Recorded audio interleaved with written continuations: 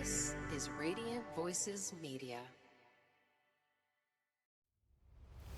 Welcome to The Paths We Take, the podcast where every journey matters, every choice shapes us, and every story is a little bit unexpected. Hey there, and welcome back to The Paths We Take. Today's episode is for anyone who feels like they're doing all the right things with their mindset, their health, and their way of life, but still feels tired, overwhelmed, or stuck in a cycle of starting again. I'm joined today by Luke, a coach who looks at health through a much bigger lens than just training and food. Luke's work is all about reclaiming your energy. It's about regulating your nervous system and creating results without restriction or burnout. He blends movement, nutrition, breathwork, and mindset in a way that actually supports real life, not just short-term transformations. In this episode, we go deeper than just the aesthetics and surface level habits.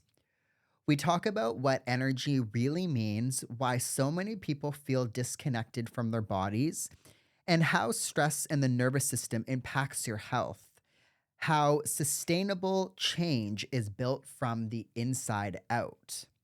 This episode is for anybody listening who wants a more grounded, realistic, and empowering approach to their health and their lifestyle. Without further ado, let's get into the paths we take. And if you are listening today on Apple Podcast or Spotify, if you can please head to the podcast page, hit that 5-star review button. It really helps the podcast and it really just helps out the show in general. All right, let's talk about supplements that actually earn a spot in my routine. Not hype, just results.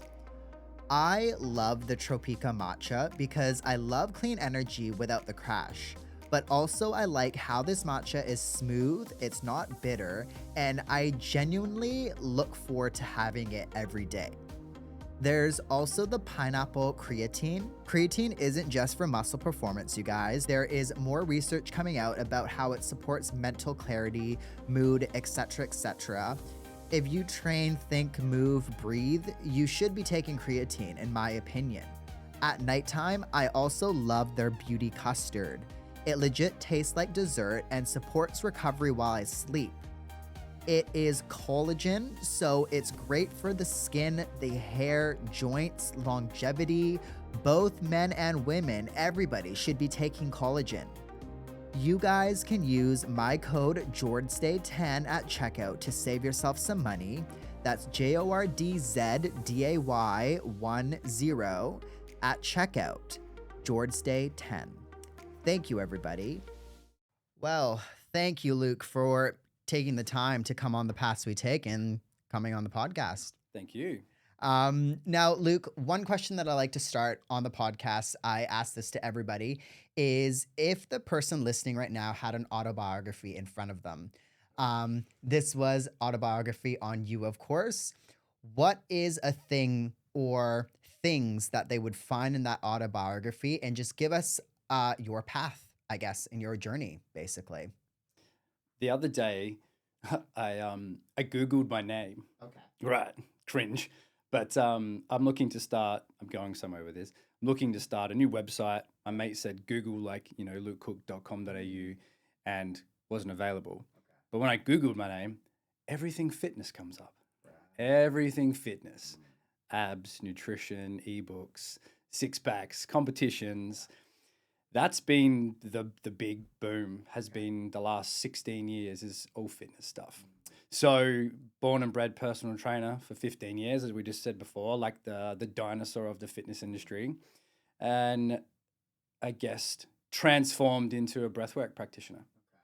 That's the shortest version. But okay. If you look, there is just fitness plastered everywhere. So it's been that big death and rebirth, identity deaths, to be able to transform into this very well known, did great in the fitness industry, into online transformation coach, now evolved or ascended into nervous system coach. Where did that journey start? So you becoming a fitness coach 15 years ago was quite some time ago. And, I think It's very interesting speaking to somebody like you in that field because, like we were saying before as well, people don't really stay in that industry very long. You know, you're Yeah. either in it for 15 years or you're in it for a year Yeah. or whatnot. I was one of those people when I was 19, got my PT cert. Everyone's got one. Yeah, Everyone's got exactly. one. Was in it for Yeah. like a year or two, and then I'm out of here. I'm doing something different. So, what brought you into it, and where was that path back then?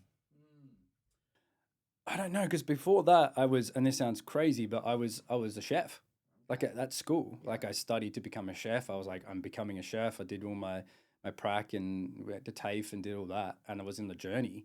And then at some point, I just sort of deferred and did a little bit of fitness, a little bit of cooking. And a mate was like, "You'd be sick at this because you love your fitness." And then I don't know, man. I literally a blink of an eye. It was like 10 years. I just had the urge that gym was my thing and helping people. Like I say to my daughter all the time, my thing has always been like, how do you make money? Helping people. And I just was like a little bit of a psychopath. Like I used to work all day, every day, 6, 7 days a week as a PT and just built this empire. And I said to myself, I'm going to be the best personal trainer in the northern suburbs.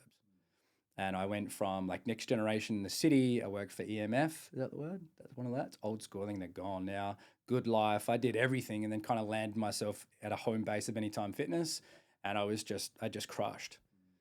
I just don't remember. It just feels like all of a sudden it was like 10 years. What did you learn about yourself? Because I think it's the PT industry is quite interesting as well because you are running your own business, right? Like you're helping other people. And that's not something that a lot of people also are trained in as well. You kind of are, for most people, learning along the way and, you Yep. know, just taking punches as they roll, basically. Literally. What are some things that have come up or when you were going through that path? How did you learn about business? How did you kind of learn about yourself throughout that journey?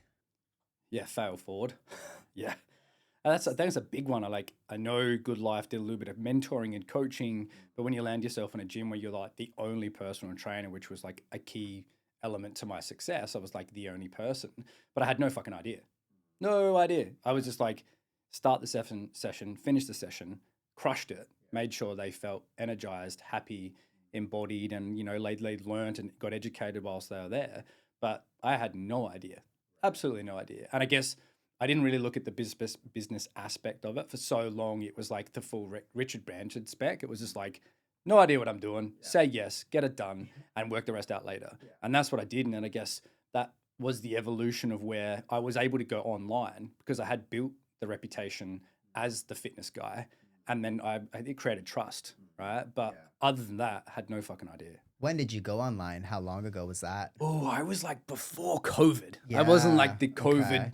converted. Because that was my question is like, you know, there's either pre-COVID or after COVID, right? Like now everybody wants to do the online space. And before it was like this gray area, really. What did that look like back then pre-COVID for you? How did you get into that space? Now that I've dropped right in, I feel like I've done my fucking time. Okay. Like I meet people that are like, oh, I'm an online coach. I'm like, what did you do before that? Oh, no, I've just always been online. And I'm like, motherfucker, what? Yeah. Like I did, well, it was technically 12 years, but like 12 years in the trenches doing like 40 to 50 sessions a week, building like rapport with clients and building trust and I guess gaining the respect of people that knew what I was talking about.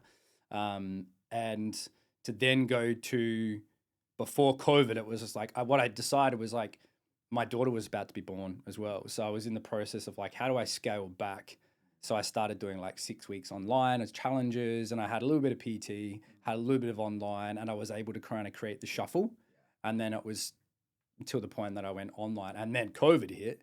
I remember running like online Zooms in my garage for clients, created like a $9.95 membership just so people could stay active. But I like to think that I was an online coach before COVID.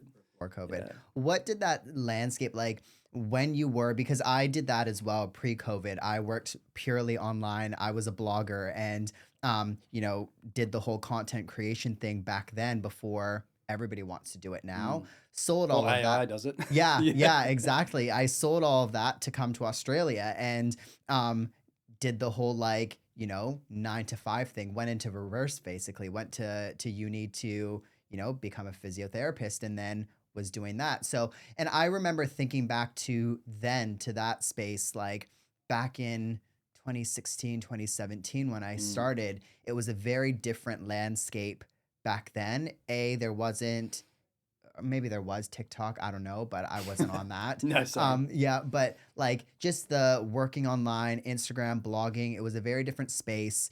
It was, I don't want to say, I feel like you had a little bit more community back then. Like it Yeah. was like you were saying, you could build your community, you could be that person back then. Whereas now it's just hard to differentiate between 20 other people, in the area. For you, how did you build that community back then? And how do you think it's shifted now, for example? Hmm.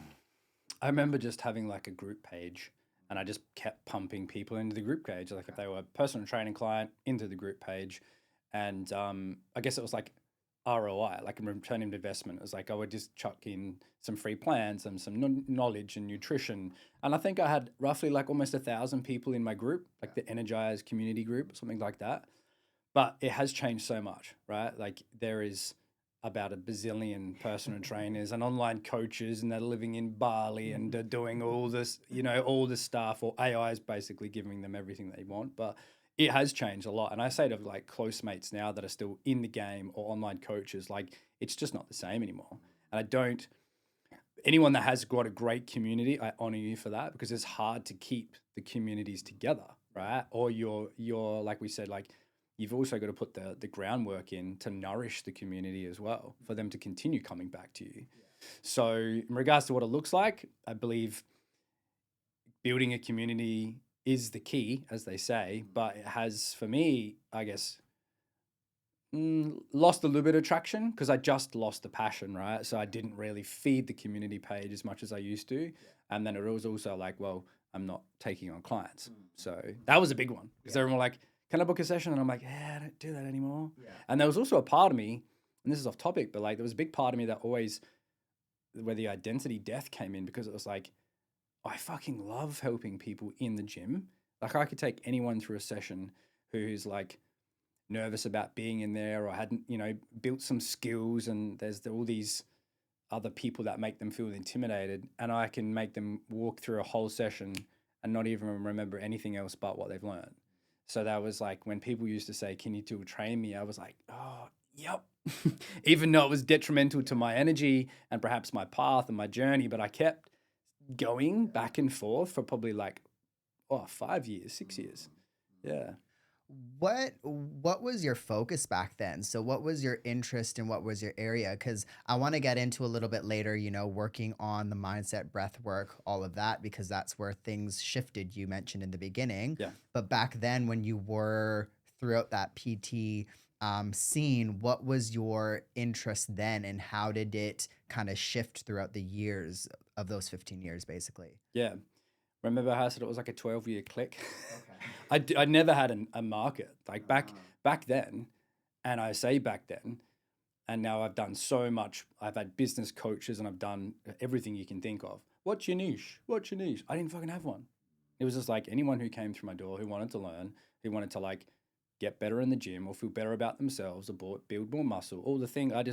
Everyone come through. That's why I was busy. I didn't niche anything.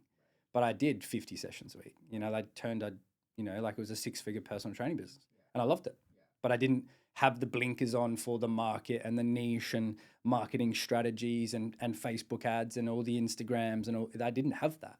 I was like pre that. Yeah. That's a very interesting thing then, because I think like people now are trying to become niche. People are now trying to hit a bit of a market, because I think too, if you read books and you listen to podcasts, they're telling people now, oh, well, you need to be niche. You can't like focus on everything or be too broad, because how are you going to get people, or how are you going to get those clients? Whereas, back then it seems like it was kind of the opposite really, because, maybe like things just worked a little bit differently, of course, back then. Yeah. I feel you have to be in your niche because so many people have got a niche, right? So there's always the glute person, and then there's the 6-week program person and the ab person and the better legs and, the high rocks now. And there's niches for everything. So that I don't feel like if you don't have a niche, that's probably why you're not onboarding clients per se. So the niche that I did have, I guess, as I did towards the end, is I created like the Team No Diets method, is like non-restrictive dieting. So I created an ebook and I built an 8-week challenge, which is like a 10 kilos in 8 weeks results proven system, all in an app, right? Because the coaches and the skills that I adopted over the years of every bodybuilding show that I did was like, here's your fish and asparagus, you're ready to chew your arm off, versus towards the end, I was still able to get ready for bodybuilding shows eating ice cream. So I wanted to be able to show clients and people in the real fucking world that you don't have to sacrifice your health, your nutrition, your libido, your hormones to look a certain aspect. And that ended up being my niche. I don't know whether it like niched itself, if that makes sense towards the end. But I know when someone had approached me and said, like, I'm struggling with X, Y, and Z, it was always sustainability. It was always too much sacrifice. This coach told me to eat this. This coach told me to eat like the egg whites, and it's just not sustainable over a long period of time. So I built something that is so ridiculously easy that people lose a shit ton of weight and they go, now I've lost the fear of carbs. I've lost the fear of food. And I went into the depths of the psychology behind the brain, and that's where the shift was. Right. That's such an interesting concept because I think sustainability has come up many times, and sustainability is something that is talked about a lot, but not in the same sense because you have people that I was just watching The Biggest Loser documentary on Netflix Oh, I or haven't watched whatever. that yet. Yeah, and like I think a key takeaway from that is that sustainability. They all, yes, lost that weight, but I can't remember what the statistic was, but more than half of them, I think even more than like 80% had gained it all back within the year, Yeah. really, because who's going to be training? What were they doing? Like 3 five hours, sessions 5 a hours day or whatever, Yeah. and like eating so little and all of that. Like that's not sustainable, Yep. really. All right, I want to talk to you about sunglasses made for runners by runners. That's why I wear Your Run sunglasses.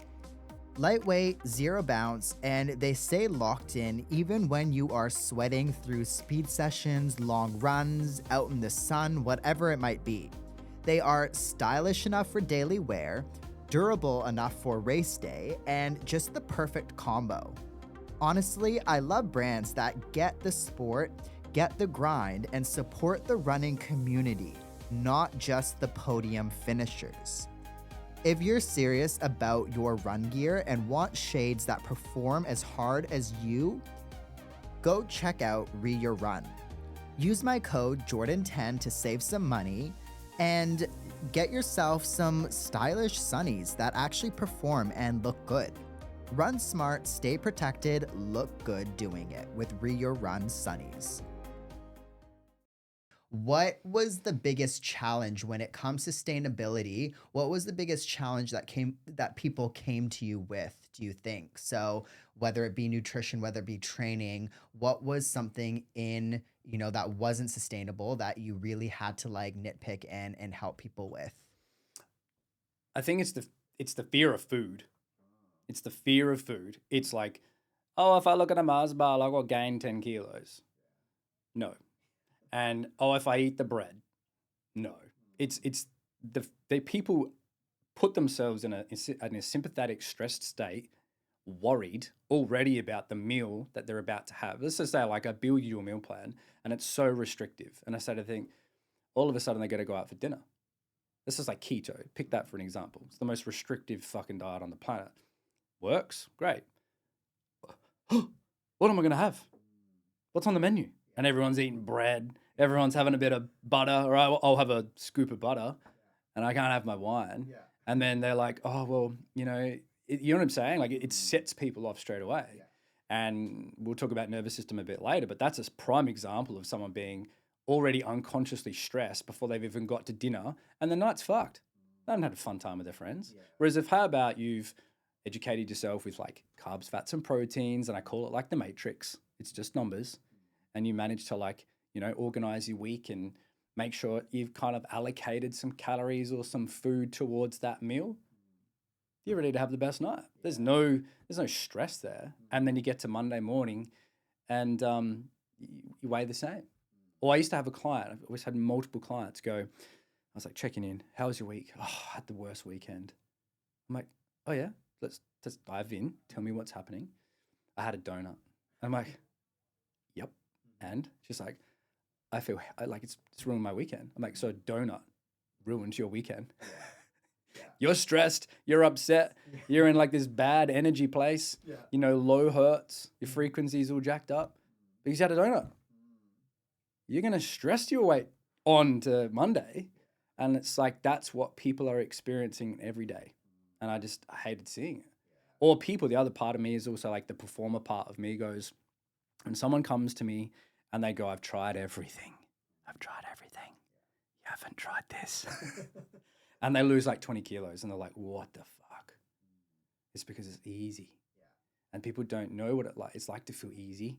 Like they don't know what it's like to feel calm and to make easy decisions. I think we think like if you want to lose weight, if you want to maybe build muscle, or if you want to do this or that, people think that it's going to burden them, you know, that they need to burden themselves, that they need to do X, Y, and Z, but it's not always like that. You know, like you were saying, there are the easy quote unquote ways, and I shouldn't even say quote unquote because it can be easy, really. Yeah. Like whatever goal is out there, like if you're making it so hard on yourself that you're stressing yourself, I think that is detrimental to your goal as well. Yep. To the person listening right now, what do you want them to know about stress? No. That's a loaded question. That's such a loaded question. And I love it. Oh, man. It's funny. I've gone from... I was a personal trainer for so long because I was in my stress. I was like, the part of me is a performer part, and he is, and we want to talk about parts later, but like he's the energizer man. That was the energized personal training, which gave you energy. And the energizer man used to be the guy in the gym that everyone could hear and see for like 100 hours a week. And then I was a chef. Intensity, intensity, intensity. And I've also been a concreter for a long time as well as a tradie, right? That job is either really chilling or 100 miles an hour. Right. So I lived in my stress state for a really long time. It took me a long time to get very conscious, awake, and aware of like how I operate. And I always say these words: physically, mentally, spiritually, and emotionally, to realize like I'm actually running on adrenaline. I'm actually running on cortisol. I'm actually jacked right up so far out of my window of tolerance that I'm so used to it. So when I finally found some stillness, that's when I was like, whoa, this is weird. But when I meet stressed people, they just think that it's normal. You know, that's what can happen over time. I might meet someone, but they go, but it feels normal to me. It's like, is it normal that you drink that much wine and you don't sleep and your skin's not good and you're always chronically bloated and you always feel fatigued? And then all of a sudden, like there's an autoimmune disease that just appeared. Where'd that come from? So it doesn't specify it's stress, but it's like a ripple effect that people are in this day and age now, why I'm doing the work that I'm doing, because I don't think people really realize like the effects that it has on our longevity. When it comes to stress, because I think too, it's important for people or the person listening to realize that stress isn't necessarily just, you know, the work stress or isn't just the life stress or whatever. Like it can be the under eating, it can be the physical stress or physiological stress as well. And I think sometimes the body doesn't know how to differentiate that kind of stuff. And when it comes to your goals, that can be detrimental. You know, maybe you're not hitting something. We were talking about this on another episode. Like, you know, you have the runner, me being a runner, this is why it's come up. But like, you know, you have the runner and they might be like a bigger frame, they've been running for years, and you kind of think like, oh, well, why is that? They're running like all of these kilometers a week. And, you know, I don't want to say that like a runner looks a certain way, but they kind of do sometimes. And I think a lot of it too is because, well, maybe they're overtraining. That's, you know, putting so much stress on their body. They're under eating, not feeling enough. They're maybe training because on the weekends is their cheat days, and, you know, they're drinking wine, drinking like all of this kind of stuff, and then, shocking their body, and then on Monday, like under eating, like all of this kind of stuff can have an effect and just snowball out of effect, really. When it comes to stress, how do people really tackle their stresses and figure out what they need to tackle? Hmm. Everything always comes back to like a level of self-care. Everything that I've worked with, or the coaches that I've had, or the therapists that I've had, and incredible teachers, it's like I people and there's healthy stress, right? We've got healthy stress and we've got bad stress, but I think it's the level of self-care that it can keep people in alignment with managing the stress. That's the big one, right? If I go into corporate companies and I run a workshop, it's just like they are in some sort of way like a high performer. They always have to be on to be able to provide the company structure to keep them killing it. How do we keep you in alignment with doing your running, but also not burning yourself out mentally and physically, right? So I always go back to like the 6 frequencies of self-care. And these frequencies are things that, is physical, spiritual, mental. Are you doing your sauna? Are you getting your massage? Are you using your skincare? Are you nourishing your body? Are you having enough hydration? And can you like create stillness that you can then really feel it? Like, and I know it sounds like this is where it all sort of starts, like the energetic stuff, but it's just like, if I asked you, Jordan, like Sunday afternoon, it's 38 degrees, I'm like, you going for a run? You might, I'm just not feeling it, man. Cool. Probably don't run. And I've always been to get shit done guy. Yeah. I can, and there's a part of me that can access that whenever I need to.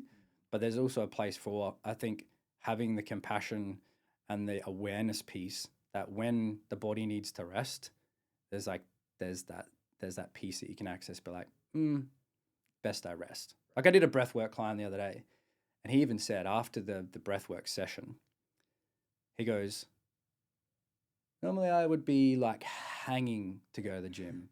And he goes, my body, I can just feel it. My body says, just rest, bro. And that's okay. It's okay to rest. Yeah. If we can't access that, and this is where the breath and stillness practices and other things, it's like, if you can't access that, you're always on. Jordan's always running. Where is the difference though between, that self-care, the rest, taking care from yourself? But I think too, from what I hear sometimes, is there's a lack of differentiation between that and then making an excuse.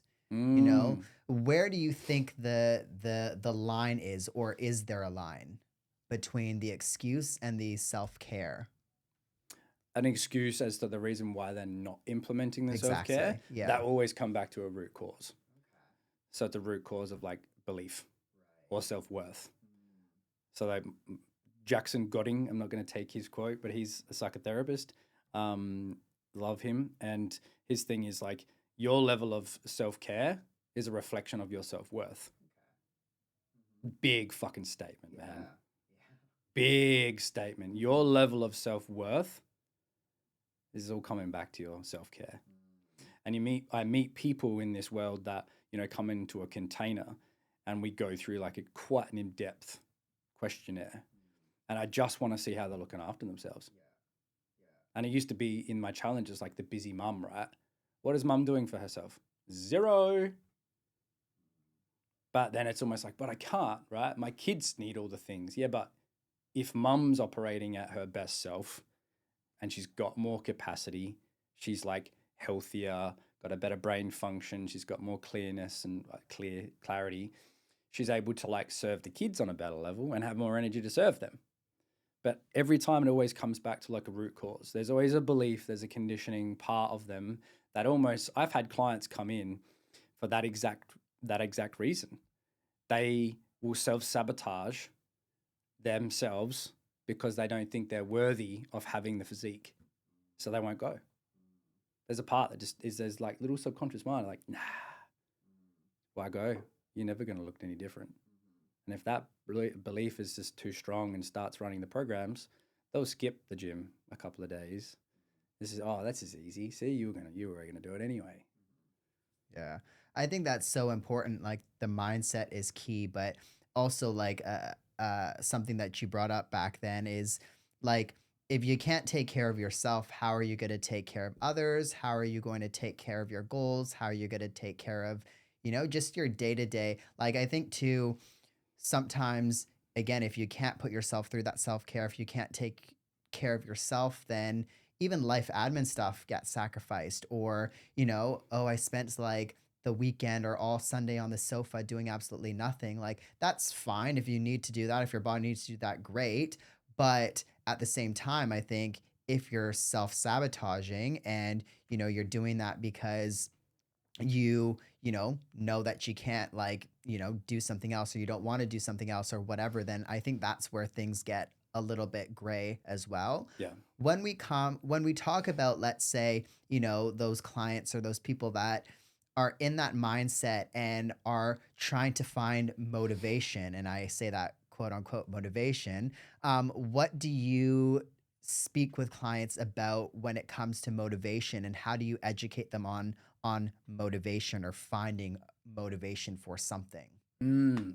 It's funny. I was literally writing a post before you got me before, and you hear that heaps, right? I hear that a lot, and I've even used it a lot because I was like, the hype guy, lots of intensity, go, go, go. But really, truly, like, motivation doesn't exist. And and I'm gonna like kind of pull this back, but when I got ready for my last bodybuilding show, um, I was not motivated for 20 weeks. I had a lot of life stuff going on, like not great life stuff, dark place. But I managed to execute the show and do what I needed to do because there was a habit foundation so big that if it hadn't taken 10 years to build that system, there's no way I would have finished. So I really don't believe in motivation anymore. I believe in, like, nervous system safety and habits. There probably could be a bit more of a pyramid bottom to that, I'm sure. But you know what I mean? Like, and when I have a client come into a container, it's just like, what are the self-care frequencies look like? What's sustainable? And pick three. Let's just pick three things to work on. For example, let's implement more water. Let's give you a devotion practice, which a lot of the time now is breath, and like one gym session. I don't care where they fit in the week, but if you can manage those levels, by the time you've done a couple of months, it's so easy that the habit's been sort of like concreted in that when you're not motivated, you kind of find yourself there. Like, I remember getting to the gym, and then like locking my car and being like, oh, I'm at the gym. We're in a state of hypnosis all the time too, if you didn't know. Like, we're in a constant state of hypnosis. We are always hypnotizing ourselves through like a pattern, and the habit is the same. I love that answer because I get asked frequently, or not even asked sometimes, I get told, oh, Jordan, you must be so motivated waking up at like 4 or 5 I to watched get this your podcast. run done Yeah. or something, right? And I'm like, well, no, I hate it. Yeah. Like, who likes waking up that early or whatnot?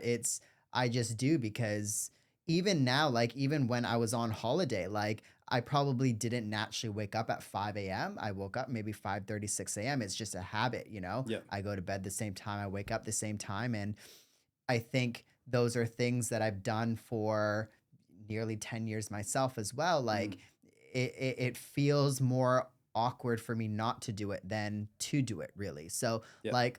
like you were saying, I probably don't ever believe in motivation as well, because yeah, I think like a part of me, if I have like, a half Ironman coming up, or, I want to do an Ironman or something, like, yeah, there is some motivation behind there, but I know that I'm never going to get to that goal by motivation alone, because, there's only so many hours in the day. And am I going to want to train 4 times a day? Probably not, but it's going to be habits that bring you there. So Yeah. I appreciate that answer.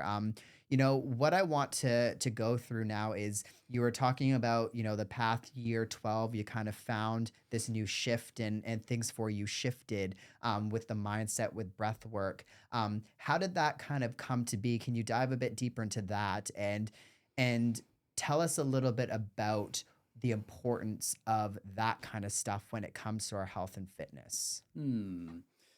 Oh, I was thinking on the way here that this question was going to come up, because I was like, again, it was like personal training was disappeared so many years. And I think I've always been that type of person where I'm in my performer part. I want to acquire as much knowledge as I can all the time.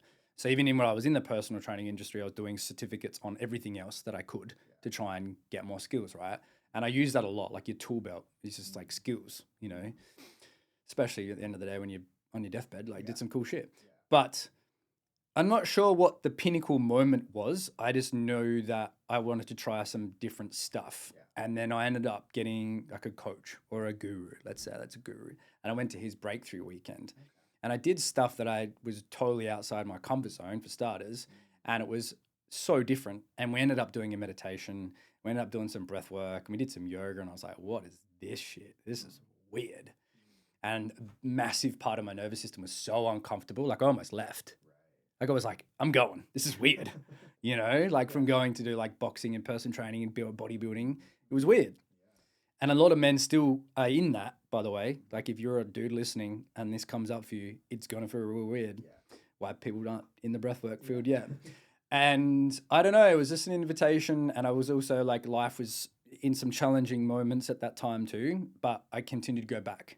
And I went and did something else. And I went and did something else. And then I went to another, I think I did it was part of a chakra healing. And it was with the chanting. And each chant has a different vibrational sound. And when we did this big chant all the way through, and now this guy has lived in an ashram and he's done the yoga. He's like super embodied with what he does. And he's a very close friend of mine still. And something clicked. It was weird. Like I was in this like vibrational, deep, vagal tone state where I was able to like see and have this beautiful moment connected to like source or spirit or whatever that is, right? And I was just like, what is this? Wow. And that's the moment where I've always kind of got one of those personalities where I'm in. Feels good, right? It's like that. That's motivation. Motivation is like this moment in time that kind of clicks the gears and like starts the engine. I'm like, whatever this is, I want to know. I want more of it, right? Hook it to my vein. And then not sure, it was kind of on and off between bits and pieces, but then again, it created some awareness pieces in like my clients to be like, oh, why can't you follow the meal plan? And then why are you feeling like you're feeling? And it was always just surface level personal training. We had some really great chats and intimate conversations with clients, and I love that. Like I could speak on podcasts for hours, but it was the surface, right? And that's when it was like, what's underneath? What's the root cause? Like the unconscious mind. And the biggest quantum moment was when I studied to become a breathwork facilitator. And I was also still in that kind of dark place, best simple way of putting it. And that breathwork session absolutely cracked my soul open. Like I had no idea what I was holding in. Like I've always been like an emotional dude. Like I'd watch a movie, have a bit of a cry, that sort of level. I like to think I can balance my feminine and masculine quite well. But I cried my fucking eyes out. It blew me apart with what I was going through, plus what kind of came through. And I remember coming out of that moment in time, and it sounds intense, but it was massive. It was these moments that you create enough stillness in the body for your body to release what doesn't belong there was massive. And I came out thinking the world needs this. That much transformational healing happened in that hour and a half, and how good I felt and how energetic I felt, but in a different way. I've always like motivation, hype, and energizer man found a level of stillness, energy that I hadn't felt before. That's way different. Not the stress version. It was like parasympathetic power that I was just like, whoa. And then that was it. It was just breath. That sounds like that's so fascinating and that's so interesting. But also, if the person listening right now is thinking like me, they're like, oh, that sounds a bit scary. Like I think too, like you brought up like, oh, that's weird. Like, yeah, it is, I guess, weird if you're in that fitness scene or whatever, and you've never done something like that. But I think for me, less than weird, I think it sounds a bit like, oh, why would I Probably want to wasn't a go? great word, but No, yeah, no, yeah, no, you but know what I like, mean? why would I want to go somewhere and like, potentially cry or like, like I think a Mm. lot of people are afraid to put themselves in that state or, might not be ready or might not, know that they needed to do something like that really. So to the person listening right now, what do you want them to know about breath work, about like, putting yourself in that situation and how do they, I guess, need to figure out if they're ready, like is everybody just ready to go into something like that or do you need to be in a state of mind really? Good question. And this is something that I was hoping would come up because people need to know that breathwork isn't what you see on the social media. I went through a specific intentional breakthrough session, right? And I'd also done a lot of work before that and built, I'm going to use this word a lot now, but like I've built capacity to be able to handle that. Like you've built resilience and capacity. Like I couldn't run fucking 22Ks tomorrow. So if we zoom out of what actually breath work is, it's a remote control to control your nervous system. And we've got multiple facets of how that can be done. So if I said to you, Jordan, right now, like, let's just see if we can relax you a little bit and just get you to ease and down regulate because you're feeling a little bit tense. It might only take 4 minutes. And that'd be it. And you'd be like, whoa, I feel heaps better. But that was a session specific for releasing energy. But then I might meet someone that suffers from asthma. They might suffer from anxiety, overwhelm. And that means they've got low CO2.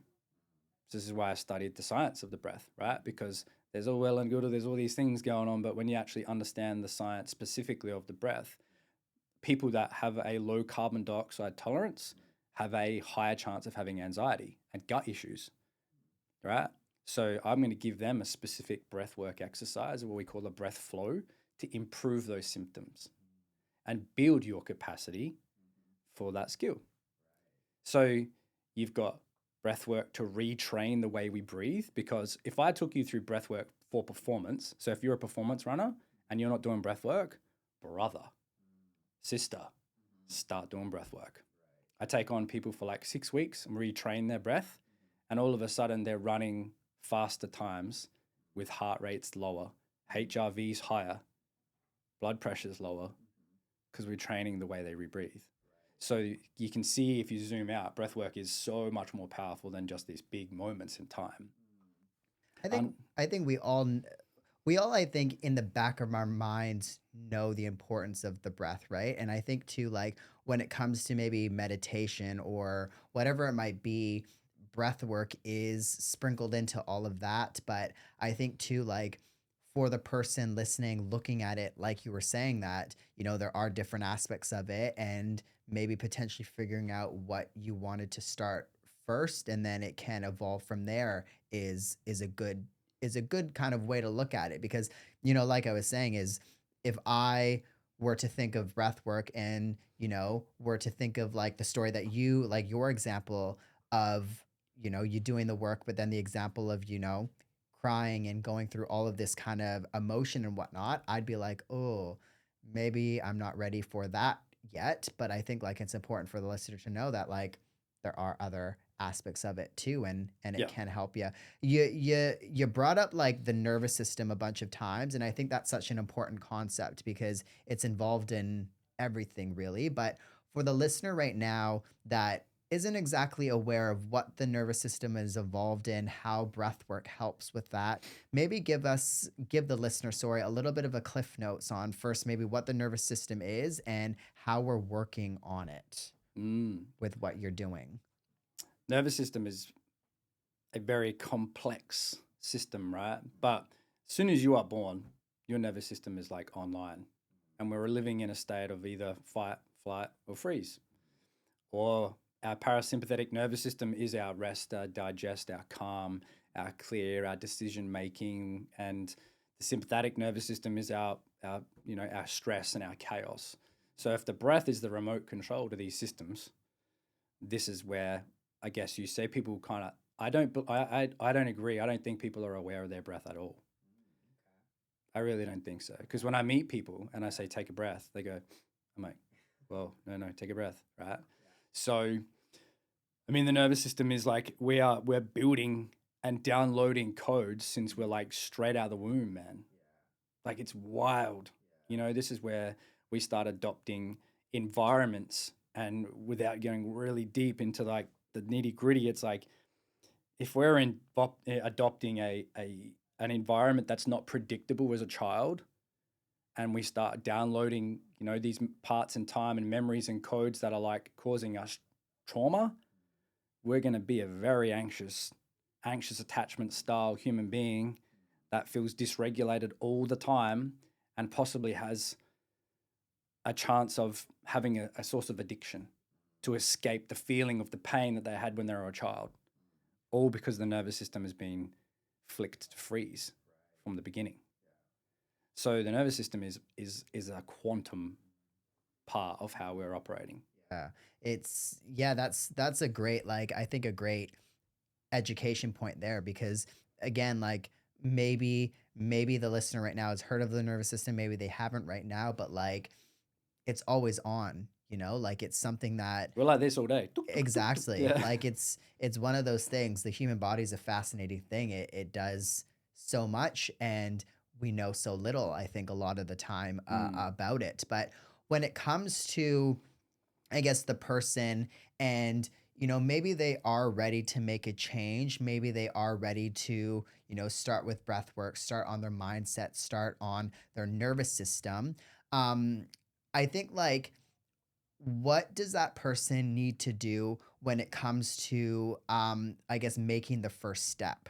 Because Yeah. I think, like, being ready is the first step. Like, you know, a person's not even going to be listening to this podcast unless they're ready, or they're not even going to be, True. you know, reaching out to you unless they're ready, or whatever, or even looking on an Instagram or whatever, unless they're ready, right? Or unless they have the inkling. But, you know, if they are at that stage where they're ready to make a change, for maybe it's anxiety, or maybe it's binge eating, or whatever it might be, um, what is the step that you would tell that listener? Hmm. That's a broad one. Yeah. Hmm. I feel mm, I I feel more people need to start with creating some stillness. Okay. I feel like we're all go, go, go these days. And even right now, like with me answering right away, like people think that they're so busy all the time Yeah. to create stillness. That was me for a long time. I was very, very busy. And I've done lots of sessions with a therapist. One of my mates specifically, and I'm going somewhere with this too, but like with a mate, he was just like, all right, we're going to do an experiment. And I was like, keen, let's go. What are we doing? And he was just like, he just sat there, like just so calm, collected, and still. I could hear his breath. And just chilled. And I was just like, what the fuck's going on? It's like, I ended up just bursting into tears because people are uncomfortable with their own stillness. So the first step is just like being okay with creating some stillness, that they can allow themselves to slow down. And what do they feel is a state of urgency? What do they feel is a state that's activated or alive? To be like, it could be just like, you've got this beautiful intuition in our body. Yes, you could hire a coach like myself, and I would know what to do and remap everything like, because I know. But it's just like, I don't know, this might be like a very broad one, but it's just like, what is something right now that is not feeling aligned with you? It's the alcohol is causing me to feel blah, blah, blah. Can you reduce that? I just don't feel great in my energy. What am I putting in my mouth? Maybe I don't want to join the gym, but maybe I'll just do some more steps. You know, like, I don't know if that makes sense. I just feel like we have like this massive demand of urgency, and we have to work it all out. And as soon as we go too far, we bypass this beautiful mechanism to be like, what what do I want to work on first, and can I take it from a slow, sustainable approach? And sometimes that's the best way, because I know, for example, if my fiance is listening, anything too fast for her, it's all over. It's all over. If I write her a training plan, try and get her to the gym, try and get her to go to Pilates and get all this, just nope, not happening. Too much. Bombarding her nervous system with what she can manage. So if the average listener or someone who's either a high performer right now, how many more things can I fit in my day? You need to try and find stillness. And the person who wants to start their journey is just like, just connect for a minute, because I meet so many people that just can't sit still because I was that person. I think too, like one of the questions that I get asked all the time is, you moved to Adelaide 6 years ago. Why Adelaide? I come from a part of the world, Vancouver, where it's very go go go. It's very fast paced. Coming to Adelaide was kind of like a smack in the face to me, because that's something that I appreciated, was the stillness, was the Right. pace of the Okay. city, compared to a city like Vancouver, so massive, so busy. People are miserable in Vancouver. Like, True. I Yeah, was right. miserable when I was in Vancouver. And I Okay. think like what you're saying was, I think back to that. That's probably why I was so miserable, is because I was so on 24/7 in hour and a half of traffic, high, like fast paced job, and then like no downtime, no stillness, like just a busy city, chaos all the time. That when I came to a place like Adelaide, again, to be honest, the first like week I was like, I don't think I'm gonna last here. Like, this is different. And Wow, there you go. like you were saying, I think like we get uncomfortable in the stillness sometimes. We get uncomfortable in being steady. And I think for whatever reason, some people think that they need to have 20 things going on, and they're lazy, quote unquote, if they don't really. And I think that's what I felt back then. I do think Adelaide is shift. I think unfortunately it's getting to the scene. Anytime I go to Sydney or Melbourne, for example, it's like being right back home. It's so Yeah. crazy. People are always on go, go, go. And I do feel like Adelaide people here are moving in that direction, unfortunately. Um, but I do agree that, like, I think we're not used to that stillness, and it's hard for people to maybe get out of that state. I also think, for whatever reason, we're all we all think we're super busy these Mm. days, or we have 20 things going on in our life. Or I think one thing that I get told all the time is, I'm too busy for this, or I'm too busy for that. Yeah. I'm too busy to do my shoulder exercises, or I'm too busy for this. When you hear that, I'm too busy, what does that what do you think, where does that come from, and how do people get out of that state? I'm too busy for change, or I'm too busy for my breathing, or I'm too busy for this. Yeah. Priorities and intentions, right? It's super simple. Like at one point in my life, my priority and my intention and my goals was towards bodybuilding 5, 6 days a week. Everything else got parked. And then all of a sudden, now that I finally won that show, which was took me 10 years to win that show. Now my intentions and my priorities are different. I prioritize sleep over watching TV. I prioritize my gut over like shitty meals. It's like, because I'm so in tuned with where I guess the energy output's going now. But yeah, I just don't think people are prioritizing things in the right position often enough until it burns them, perhaps. You know what I mean? Like, until they kind of go, they miss. I got a friend, for example, where it's like, and a lot of people who I meet who are like, I've worked with some millionaires, I've worked with high performers. They're that definition. I work, and that's my priority. But then their self care is no good. Their relationship with their partner is no good. The relationship with their kids is no good. And I'll make it up on the weekend, but then they're too busy on the weekend because they got to try and do the lawns or They're trying to do some extra bits and pieces. So I think it gets too far away from people, and then they burn out, which is when they meet me, and we look at like where's your intentions lie.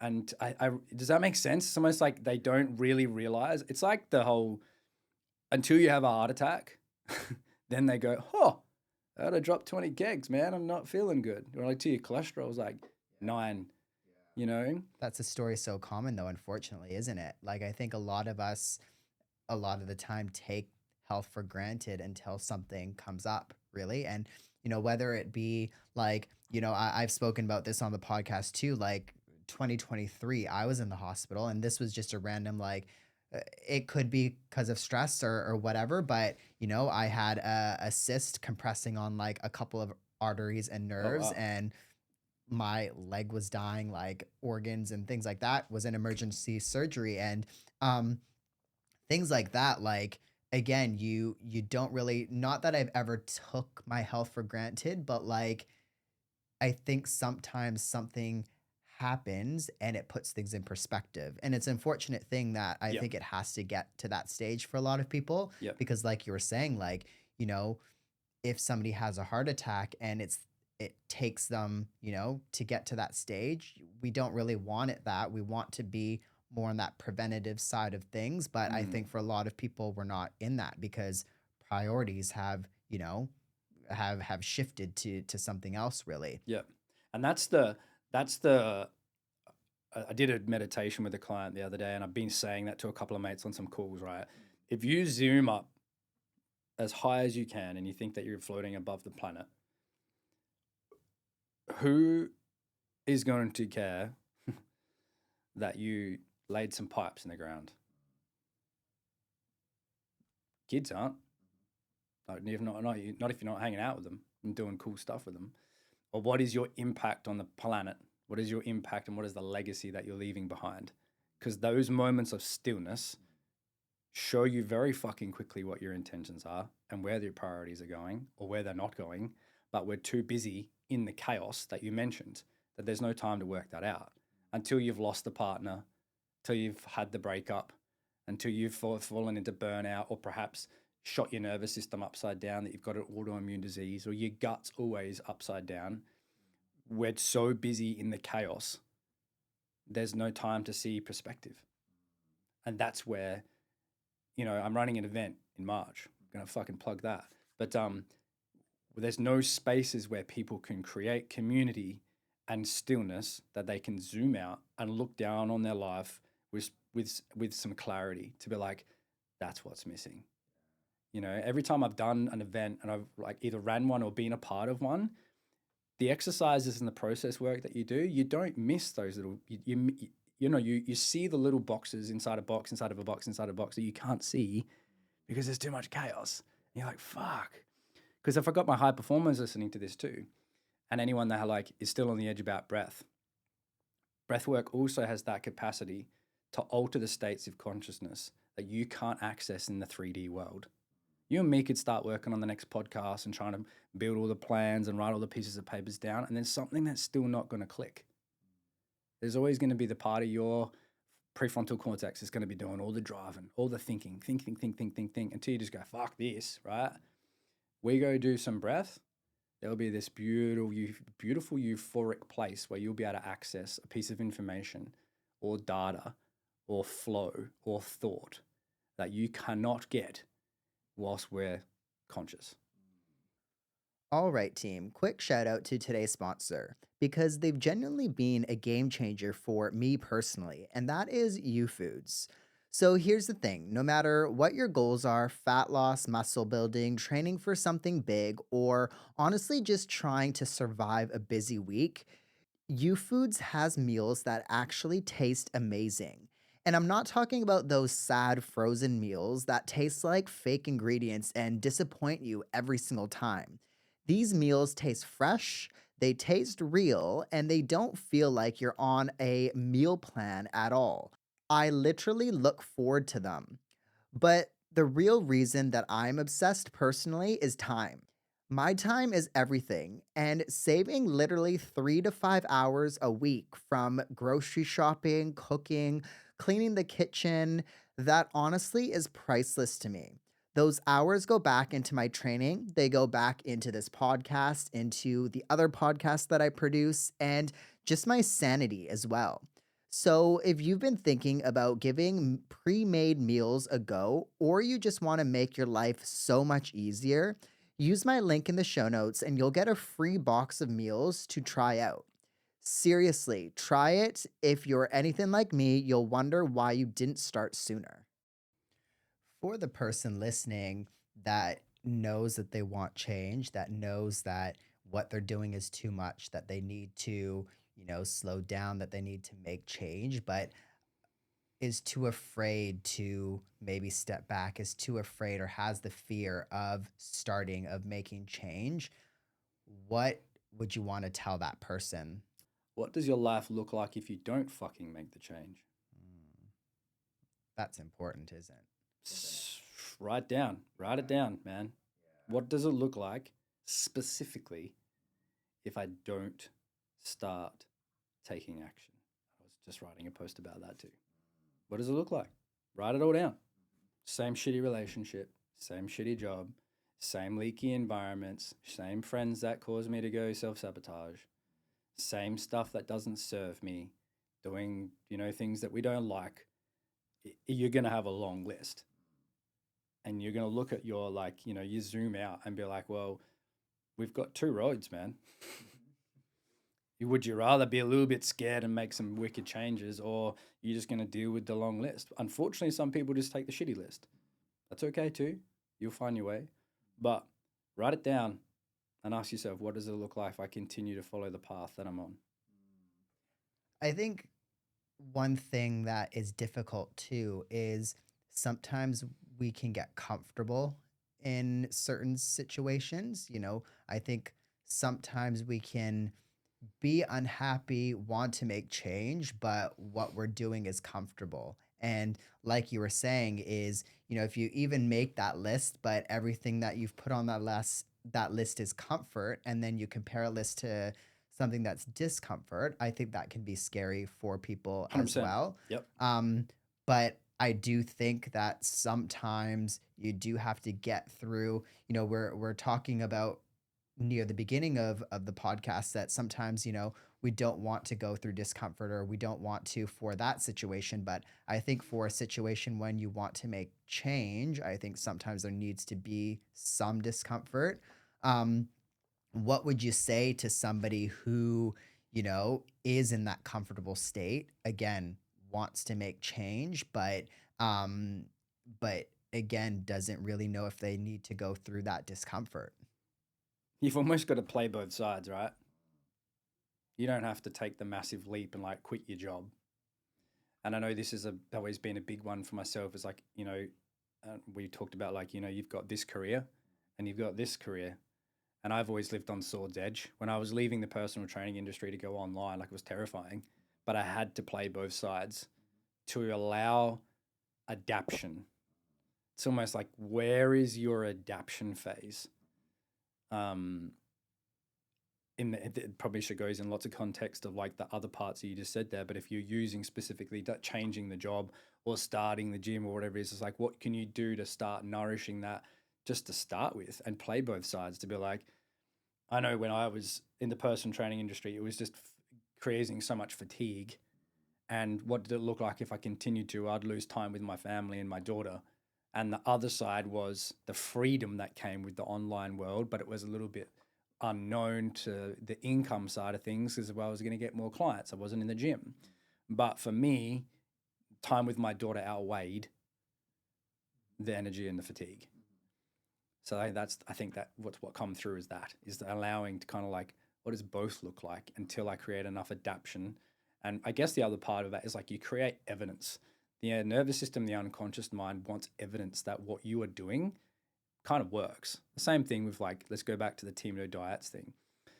If I start coaching someone unconsciously and consciously that eating carbohydrates every day with every meal, and then they do a check-in and they've lost 3 kilos, they're like, what?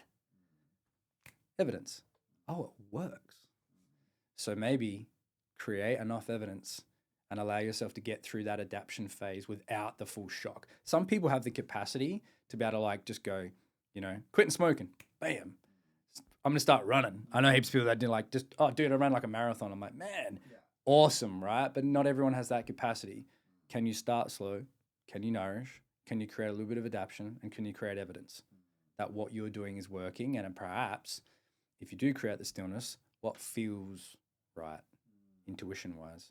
I like that answer. One of the things that I I've been told a lot of the times, and I think like this question, a lot of people have come on and given different answers, right? Yeah, And for that's why I sure. love it, because I think we all have different perspectives. And one thing that I disagree with, and I respect people who have given me this answer, but like I disagree with the whole, oh well, you need to go all in and just make the leap of faith, or the jump. Like I think that sometimes for some people can be a bit naive, because we do have responsibility sometimes, like, Yeah. whether you have a family, or whether you have a mortgage, or whether you have, like, I think if you are taking that transition stage, if you are working both sides, I think it can be a little bit more. And I think like responsible sometimes in the whole business field comes across as bad, because sometimes people are like, no, you need to go all in, you need to make risks and this and that. But I do think that is a little bit naive a lot of the Mm. time as well, because I think it can be scary. Again, if somebody listening right now is wanting to make change, I've gone through it again, like, working as a physio, doing this podcast and whatnot. Like I could have just quit, my physio practice, but like at the same time, there's responsibilities, Yeah. and you do need to be smart and strategic about it as well. And I Yeah. think too, like that helps you make change, right? Like Mm. I think like you can still, I know for me, like it actually has made me like and love physio a little bit more, because I've stepped away from it. I'm dabbling in So true. something different, Yep. and I can now really appreciate the whole physio instead of just doing one thing. I think now that I'm doing a few things, it's making me appreciate things a little bit more. So, yeah, I like that answer, because I think too, like, again, yes, some people have the capacity to go all in, and Yep. great. Like that's amazing. I think you need to do that if you have that capacity, and like if that works for you. But I think too, like not everybody is in that boat, No. unfortunately. And I think it's like if you relate it to like, starting the gym as well, or starting your journey, it's like where I've said to people in my programs as well. It's just like you've got to find out what works, right? So, and I for so many years I was like, weight training is the only way, which I still truly believe is the key to longevity. However, if you want to do Zumba and you get 2 sessions a week of Zumba and it brings you a lot of fulfillment and joy, and like you feel so happy, you'll probably have phenomenal results in the rest of your life, because you're coming from your heart space. Everything feels great. Everything feels aligned. But if you're doing something that you don't like, you'll notice, right? Say 3 days a week of weight training. Oh, I didn't really like that. Or boxing. People love kickboxing. They do it like 5 times a week. Fills their cup. Cracker. So like if you're slowly transitioning into that, and I'm a big one for business. I love like business ideas. I could chat that for ages. The same thing. Like if you can't always, unless you got a lot of backup and a lot of equity, to like just hammer one out and just take the other road. Can you do both? Like what's your ikigai? What's your reason for being, right? Can you do both? And I know, for example, myself, if I've gone and done like my old job, or I've had an online coach, and then I know what one I gets me G'd up more than the other, right? And then I can smooth it over as it goes. Yeah. Yeah. What part of the path are you in now? Mission, soul's mission. It's fine. It's a bit of a heavy word. Just soul's mission, the soul's purpose is to like fully embody the soul's mission for me at the moment, is to be in alignment with my journey and to help more people, guide them back to safety in their nervous system. Because of that chaos world that everyone was living in, and the chaos I was living in, is just like one of those like moments where it's just like the way the world's heading is very scary. So I want to create more nervous system safety to people so they can build more capacity to show up in a world of chaos. That's what's happening. We're losing capacity because again, we're losing our self-care, we're losing our breath, we're losing our ability to show up for ourselves. Our habits are non-sustainable. Our nutrition's no good because it's full of shit. And I don't eat, vegan or paleo or anything. Like I still eat quite flexible. And this is why I've created like an event like Life Force. Life Force runs through our veins. Like the way we breathe and the energy that we cultivate is in spaces with people. People where we can be in a portal of people having a regulated nervous system with no phone, with having a laugh, with regulating your breath, with getting very clear, with zooming out on the world and creating some stillness and understanding of like, what do I fucking deserve? What won't I tolerate anymore? What aligns with my habits, behaviors, and my thoughts? What leaky energy am I letting in? When you get really clear on that and you've regulated your nervous system, you don't need motivation anymore because you're fully aligned and embodied with how you feel in yourself. And then you 10x that with a group of people that are on the same level as you. You don't need drugs, man.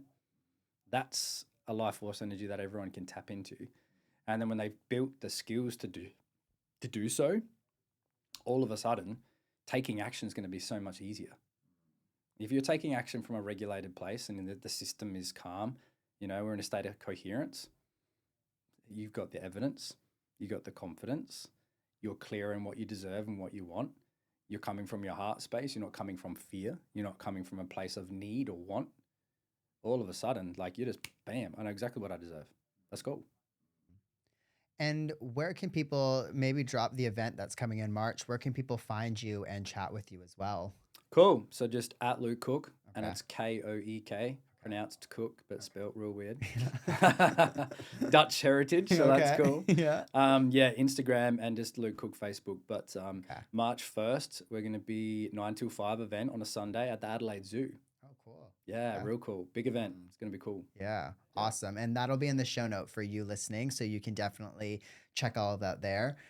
Thank you for coming on. I think this was very insightful. I think the listener right now, like, I want you to end off just giving them maybe a key takeaway you want the listener to know.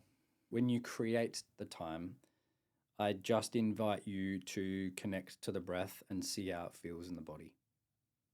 Amazing. Love that. Thank you, Luke, for coming on. Thanks for having me, man. Fun. That's all right. Awesome. Yes.